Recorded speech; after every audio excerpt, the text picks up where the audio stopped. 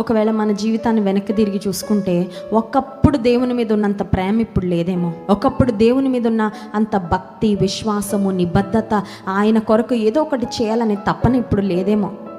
Root cause, మూలం ఏంటి అని ఒక్కసారి వెళ్తే ప్రేమ తగ్గిపోతే అన్నీ తగ్గిపోతాయి. చాలాసార్లు కొంతమంది కపుల్స్ మా దగ్గర కౌన్సిలింగ్కి వస్తూ ఉంటారు. అన్ని సమస్యలకి మూలం ఒకటే అండి, ప్రాబ్లం ఒకటే. అది రకరకాలైన విధానాల్లో అది బయటకు వస్తూ ఉంటుంది. ప్రాబ్లం ఏంటంటే ప్రేమ లేకపోతే అన్ని సమస్యలు అక్కడే స్టార్ట్ అవుతాయి. ప్రేమ ఉంటే ఎన్ని సమస్యలున్నా సర్దుకొని వెళ్ళిపోతూ ఉంటారు. ప్రేమహీనతే ప్రతి సమస్యకి ఒక పునాది అయిపోతుంది. ఇప్పుడు యేసుక్రీస్తు ప్రభువారి యొక్క సిలువని చూసినప్పుడు మనం అర్థం చేసుకోవాల్సింది దేవుని ప్రేమ అయితే, ఇప్పుడు యేసయ్య యొక్క ప్రార్థన ఏంటి? What was Christ's prayer? ఆయన ఆశ ఏంటంటే నాలో ఉన్న ప్రేమే నా యందు విశ్వాసం ఉంచిన వారిలో కూడా ఉండాలి.